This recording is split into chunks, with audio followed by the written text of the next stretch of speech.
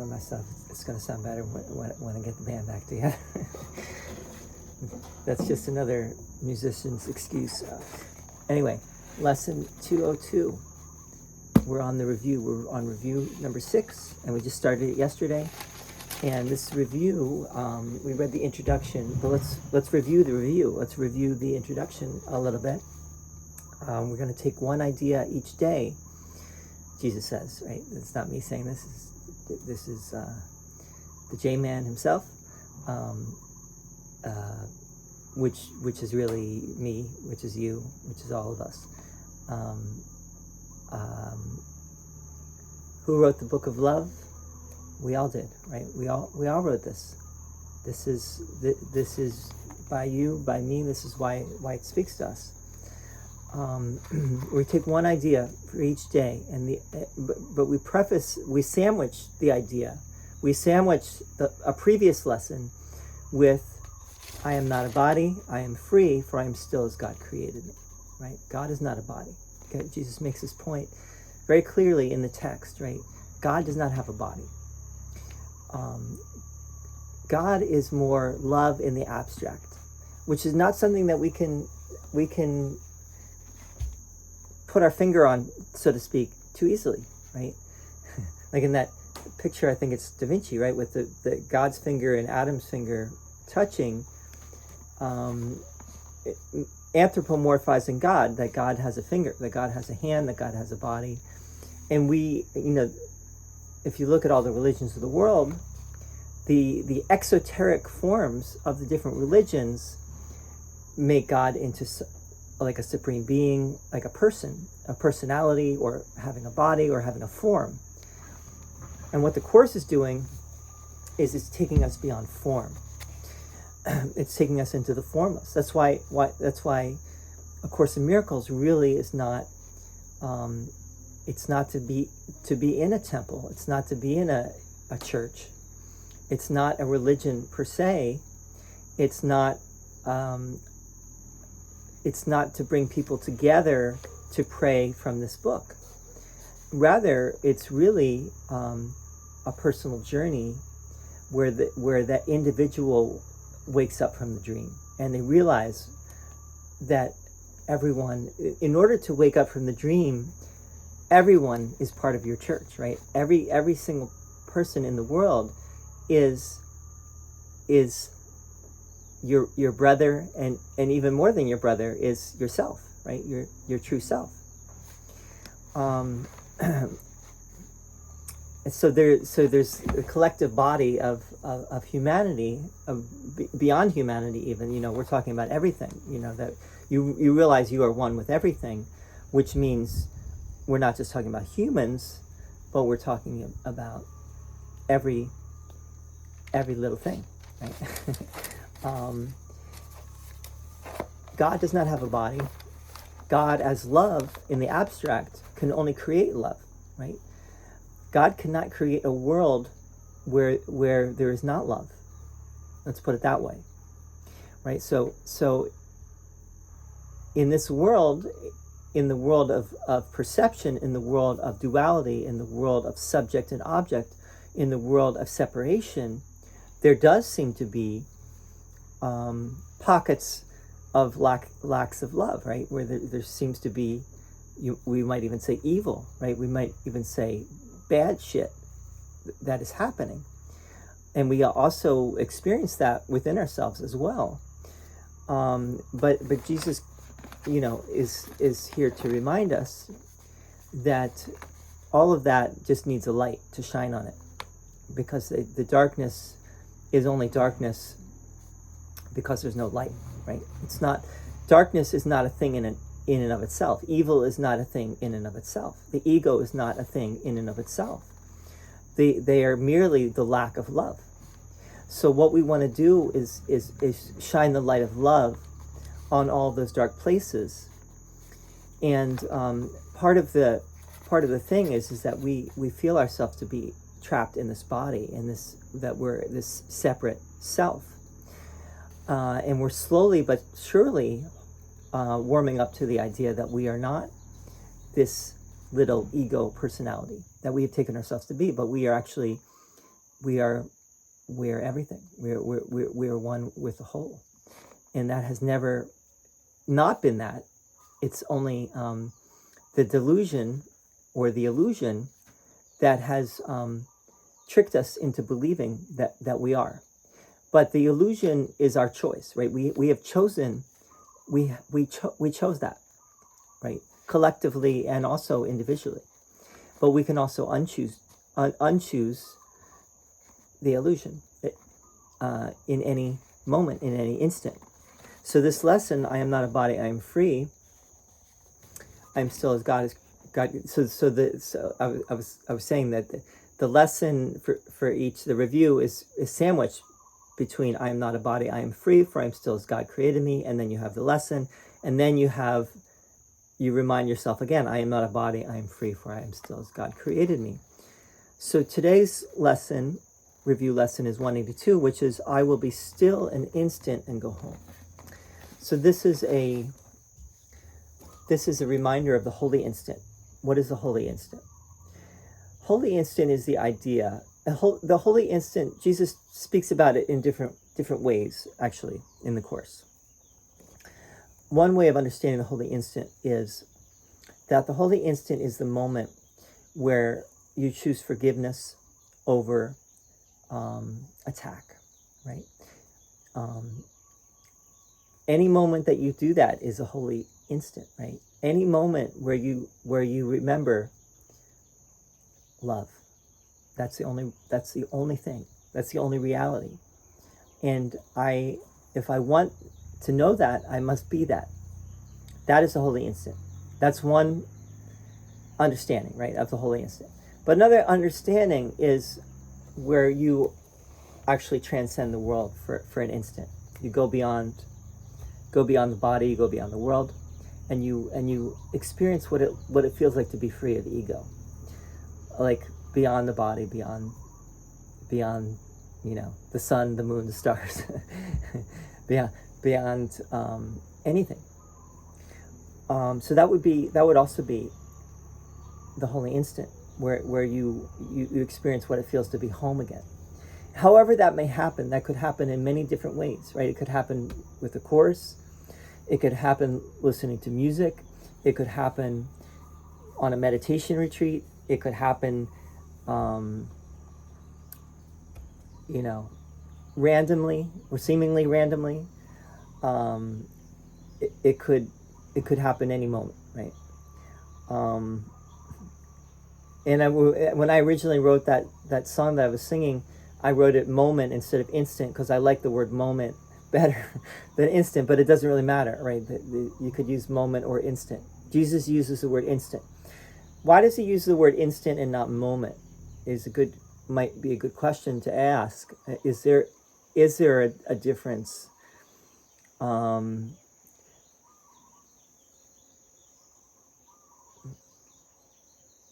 Something that's instantaneous, right? Awakening is just instantaneous, means it happens in the wink of an eye, right? In a sense, what the metaphysics of the Course is that this world really never even happened, right? This is a dream that really never even happened. It never got off the ground, so to speak, even from the very beginning. Because what happened was, in the very instant that the sun entertained that tiny mad idea, God gave the answer, which was the Holy Spirit, right? And the Holy Spirit, and basically it was like it didn't even happen, right? Right. So we're living, we seem to be living in a reality. And this world seems very real to us, but in the grand scheme of things, it never even happened. And that's really the atonement principle of the Course is, the atonement principle is basically nothing. If you had to put it very succinctly, nothing happened, right? Nothing happened, come home. What does nothing happen mean? Nothing happen means God has never changed. And because I am as God created me, I have never changed. I am still that loving self that I have always been. And if I seem to be other than that, that is because I have accepted the lie, which is the ego's deception over the truth. Now, the ego is not evil. The ego is not the devil. The ego is just a false identity, any false identification, right? That's what the ego is. When I truly identify with what I truly am, then I am free of the ego. But as soon as I take on or accept for myself any kind of false identity, then I have once again taken myself away from heaven and accepted hell for myself. So I will be still an instant and go home. This is Jesus once again calling us to practice to the point where we have a holy instant, where we have an experience of what the Course is pointing to. Why would I choose to stay an instant more where I do not belong when God himself has given me his voice to call me home? Okay, so his voice here is the Holy Spirit. Whenever the Course talks about his voice, that's the Holy Spirit. The Holy Spirit is also called the voice for God. Originally, I think it was called the voice of God, and then that got changed to voice for God. Because God does not have his voice. I think that's the reason why they changed it. Was maybe Jesus said to change it, but I think that was, I actually think that was Ken Wapnick's idea, and Helen agreed with that. So they changed it to voice for God versus voice of God. And I think that there's a good reason for that, which is that God does not have a voice in reality, right? Now, it's not wrong to say the voice of God, right? Because in a sense it is. But voice for God makes more sense in the sense that the Holy Spirit is speaking for God, because God does not speak, right? The Holy Spirit also does not speak per se. The Holy Spirit is the still small voice of your heart, which does not have to use words.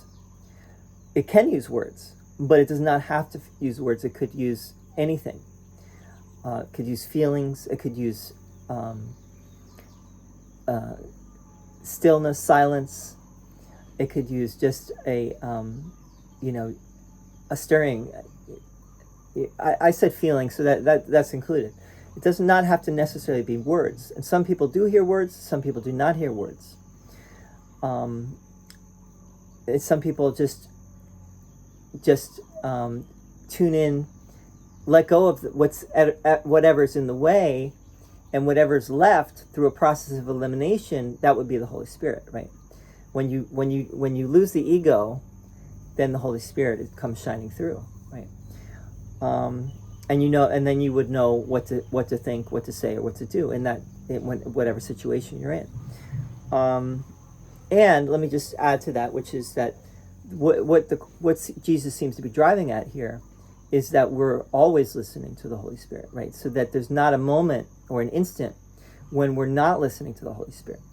So the Holy Spirit, God's voice speaks to me all through the day. That's not just figurative speaking or metaphorical speaking. That's actual, that you become a manifestation of the Holy Spirit through heeding that voice, learning to listen only to that voice. Then you become that yourself. So why would I choose to stay an instant more where I do not belong when God himself has given me his voice to call me home? Now, this does not mean to, some people might misread this, especially if you haven't gone through the rest of the Course, and you might think that this is telling you that you need not to be here, right? Maybe kill yourself, or maybe,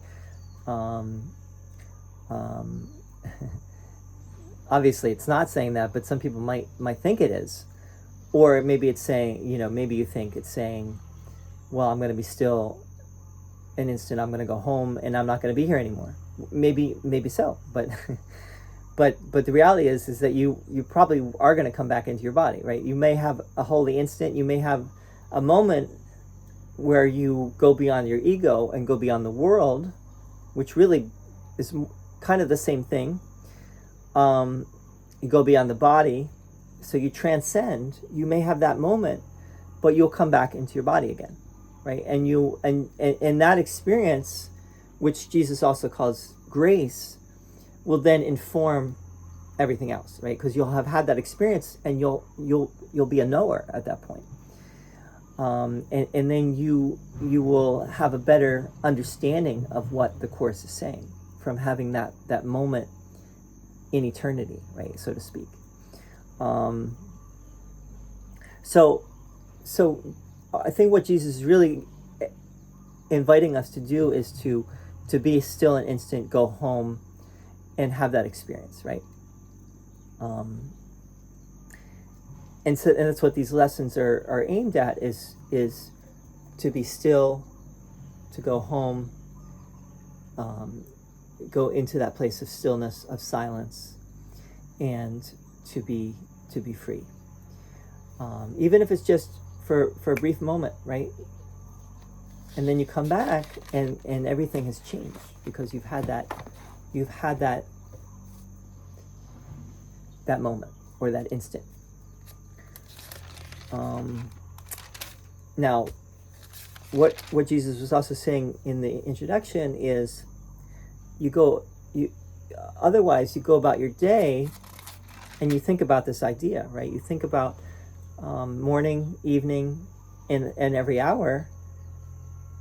He says 15 minutes or more, right? Or you could just go about your day, and whenever you start to go into the ego once again, and as you do the Course, it's going to become clearer and clearer what is ego and what is not ego. As you go into the ego, whenever you start to have a grievance about someone or something, you bring in this idea: I will be still an instant and go home. Meaning, I'm not paying attention to the ego, right? I'm not giving the ego energy. I'm also not going to fight the ego. I'm not going to try to destroy the ego. I'm not going to make the ego more real than it is. It's not real, right? Remember, one of the great lines of the Course is, the ego is nothing and love is everything. I think that's the quote, but that's the gist of it, where fear is nothing. Fear and ego basically are essentially the same. But fear is nothing, love is everything. Or ego is nothing, love is everything.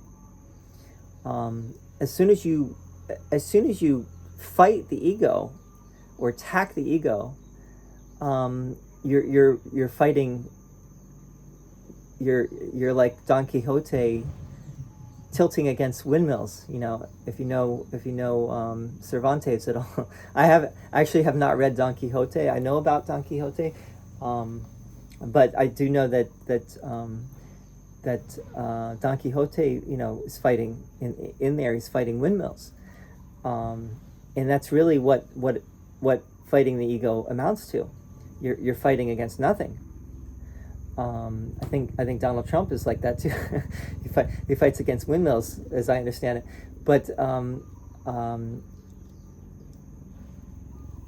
I think the point here is, you just want to become aware of the egoic thoughts that might be, or the old patterns and the old conditioning that's still there. Become aware of it, shine the light on it, and just acknowledging that it's there, but not giving it energy is enough. And then it will more and more, it will recede into the background. It won't be bothering you, right? It won't be there to take you away from the simple presence, right? The lightness of being. I'm not a body, I am free, for I am still as God created me.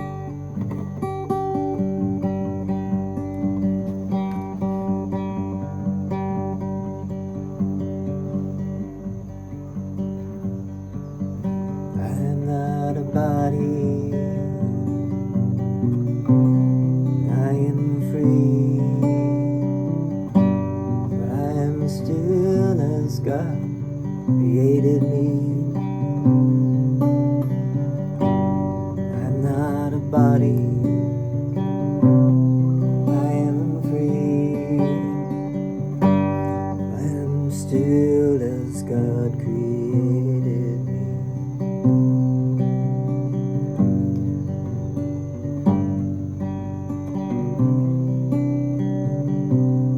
I will be still an instant and go home. I will let the Spirit take me back to true love, and listen for a forgotten song that I still know. I will be still an instant and go home. Go home.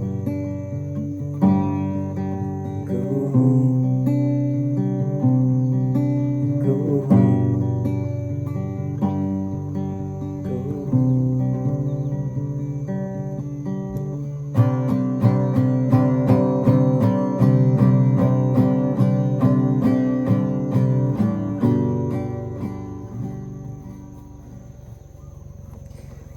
And you can sum up, remember I said the atonement principle could be summed up in those two words, nothing happened.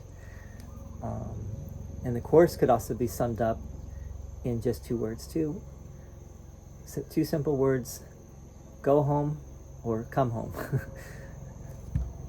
Probably come home, right? Come home. That's it. See you there.